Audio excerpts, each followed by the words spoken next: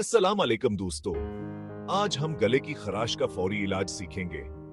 चलें, बगैर किसी वक्त के शुरू करते हैं। सबसे पहले तो यह ख्याल रखें कि आपके जिस्म में पानी की कमी न हो। ज्यादा से ज्यादा पानी पिएं। उसके अलावा हर्बल चाय जैसे कैमोमाइल, पुदीना हेलिकोराइस रूट की चाय भी आपके गले को सुकून दे सकती है। अन जड़ी बूटियों में सोजिश कम करने की सलाहियत होती है। शहद कुदरत का एक अनमोल तहफा है।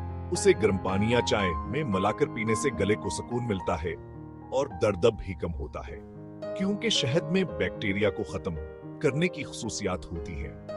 नमक पानी के गरारे भिगले की खराश के लिए एक आजमूदा इलाज है।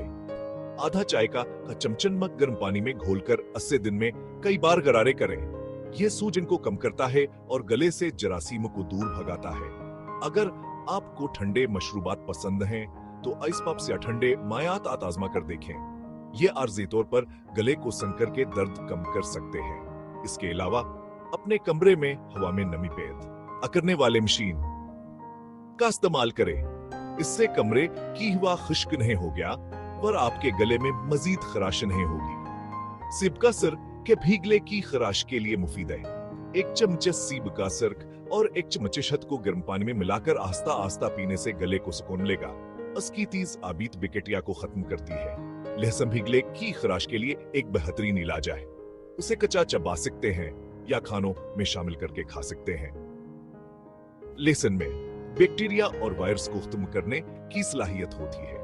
आखिर में सबसे अहम बात यह है कि आप अपने जिस्म को आराम दें। सेहतयाब होने के लिए आपके जिस्म को वक्तावर आराम की जरूरत होती है। ज्यादा बातचीत से ग्रीज करें, क्योंकि असर से आपके गले पर मजीद जोर पड़ सकता है। ये तमाम तरीके गले की खराश से निजात पाने में आपकी मदद करेंगे। लेकिन याद रखें, अगर खराश कई दिन तक है या इसके साथ दीगर अलामात भी हों तो डॉक्टर से मशवरा रहकर ना भूलें। उम्मीद है ये वीडियो आपके लिए कारआमद साबित हुई होगी। अगर ऐसा है तो इसे लाइक करें और हमारे चैनल को सब्सक्राइब भी करें। सेहतमंद रहें और अपना ख्याल रखें।